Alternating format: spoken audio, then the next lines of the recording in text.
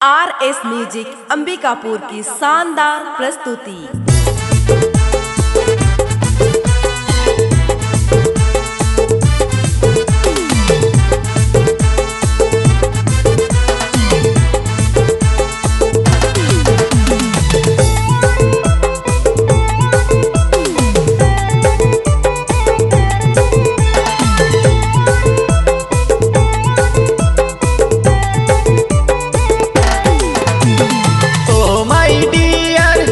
New year, oh my dear happy new year. मेरा plan सनम हो गया क्लियर, तता पानी जाएंगे,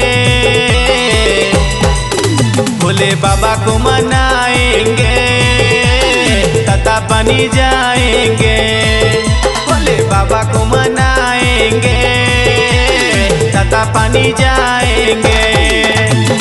oh my dear happy new year, oh my dear happy new year. मेरा plan सनम हो गया क्लियर, तता पानी जाएंगे, भोले बाबा को मनाएंगे, तता पानी जाएंगे, तपेश्वर बाबा को मनाएंगे, तता पानी जाएंगे।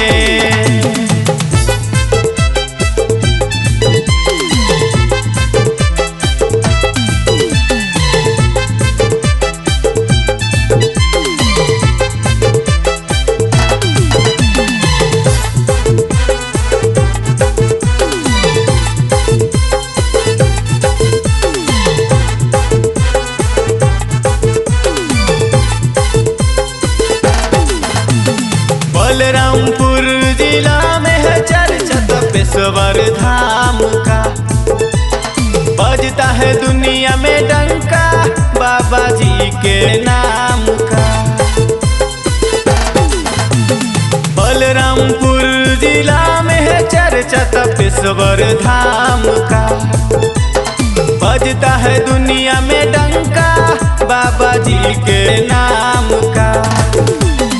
ओ माय डियर सुनो come here, O my Deere सुनो कम हियर। मेरा प्लान सनम हो गया क्लियर, तता पानी जाएंगे, भोले बाबा को मनाएंगे, तता पानी जाएंगे, तपेश्वर बाबा को मनाएंगे, तता पानी जाएंगे।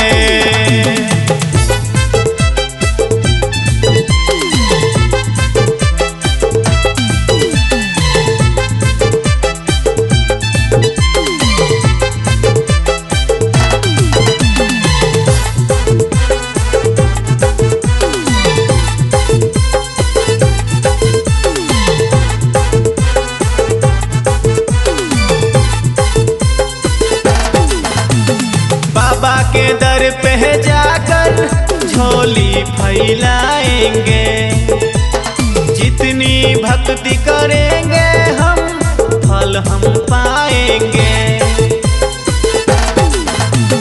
बाबा के दर पे जाकर झोली फैलाएंगे, जितनी भक्ति करेंगे फल हम पाएंगे।